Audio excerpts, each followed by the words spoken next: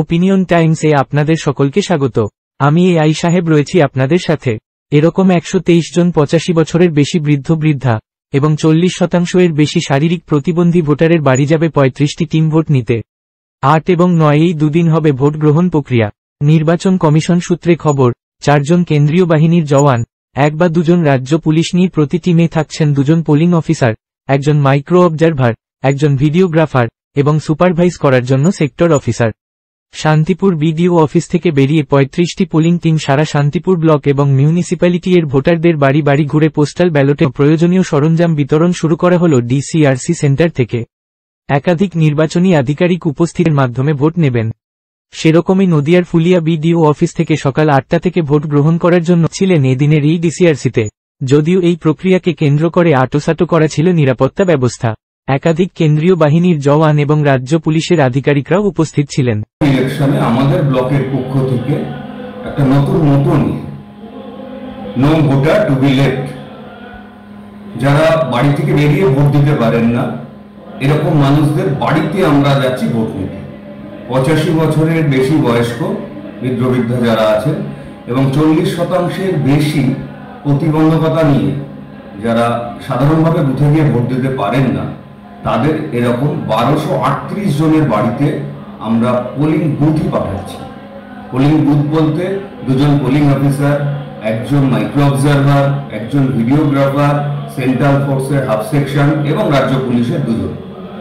এরা সবাই ওই সব বাড়িতে, মানে যারা 12D ফর্মে অপশন দিয়েছেন যে তারা বাড়িতে বসেই ভোট দিতে চান, বুথে যেতে পারবেন না, তাদের বাড়িতে আজকে সারাদিন ধরে এরকম 35টি টিম বাড়িতে বাড়িতে গিয়ে ভোট নেবে। আজ এবং কাল, এবং আজ কাল যাদেরকে বাড়িতে পাওয়া যাবে না, আগামী পরশুদিন তাদের বাড়িতে আবার গিয়ে আমরা ভোটটা নেব। স্যার, আরেকটা প্রশ্ন রাখবো, শুধু কি নদিয়া জেলায় শান্তিপুর ব্লকেই না সারা জেলা জুড়েতে সব জায়গাতেই এই প্রোগ্রাম চলছে? না, ব্লক বা জেলা নয়, এটা সারা দেশ জুড়েই হচ্ছে। মাননীয় মুখ্য নির্বাচন কমিশনার এবছর এটা ইমপ্রেস দিয়েছিলেন আমাদের অ্যাক্সেসিবিলিটি ভোটে। এটা আমরা আমাদের ব্লক থেকে স্পেশাল ড্রাইভ নিচ্ছি যে আমরা এই সংখ্যাটা খুব বেশি সংখ্যায়, অনেকটা অসুবিধা, অনেকটা পরিশ্রম, অনেকটা ব্যয়ভার বহন করেই আমরা তাদেরকে গুরুত্ব দিচ্ছি যারা বাড়ি থেকে বেরিয়ে ভোট দিতে পারতেন না, আমরা বুথ নিয়ে যাচ্ছি তাদের বাড়িতে। এটা কি আবেদন করেছিলেন? হ্যাঁ, আমাদের নমিনেশনের আগে এদের প্রত্যেকের বাড়িতে আমাদের বুথ লেভেল অফিসার যারা আছেন তারা একটি করে ফর্ম নিয়ে গেছিলেন, 12D ফর্ম। সেই ফর্মে উনি অপশন দিয়েছেন উনি বাড়িতে বসেই ভোট দেবেন না বুথে গিয়ে দিতে পারবেন। স্যার, আরেকটা প্রশ্ন রাখবো যে এই যে সমস্ত ভোটাররা ভোট দেবেন তাদের কাছে যে বুথ চলে যাচ্ছে, এটা তো একটা অভিনব পন্থা, এবং এই ক্ষেত্রে কি মনে হচ্ছে ভোটদানের হার বাড়বে? হ্যাঁ, ভোটদানের হার বাড়বে, আর এটা অভিনব নয়। এটা মাননীয় নির্বাচন কমিশন 2020 সালে শুরু করেছিলেন, তখন কোভিড পরিস্থিতির জন্য। কোভিড পরিস্থিতি এবং 80 বছরের বেশি বয়স্ক ভোটার, 40%-এর বেশি প্রতিবন্ধকতা নিয়ে ভোটারগুলো আছে, তাদের নিয়ে শুরু করেছিলেন 2020 সালে। 20 সালে 21 সালে হয়েছিল। এবছর সৌভাগ্যবশত আমাদের কোনো কোভিড রোগী নেই, শুধু আমরা অ্যাবসেন্টি ভোটার, সিনিয়র সিটিজেন এবং অ্যাবসেন্টি ভোটার, ফিজিক্যালি ডিসেবলড তাদের বাড়িতেই যাচ্ছি। এবং এবছর অ্যামেন্ডমেন্ট করে ইলেকশন কমিশন এটাকে 80 থেকে 85-তে বাড়িয়ে নিয়েছে বয়সটা। আপনার নাম, ডেজিগনেশন?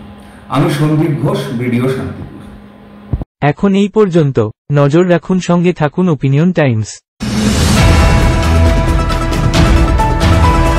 ওপিনিয়ন টাইমসে আপনাদের সকলকে স্বাগত।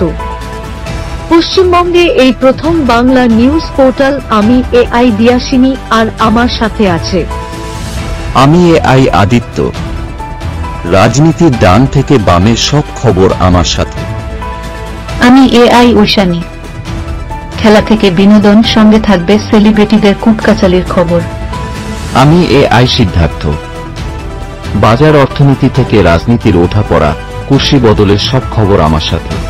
আমি এআই দীপ্তি, থাকবো আপনাদের সাথে। সত্যের উদ্ঘাটন, নিরপেক্ষ বিশ্লেষণ, সঠিক খবর প্রদান। সঙ্গে থাকুন, দেখতে থাকুন ওপিনিয়ন টাইমস।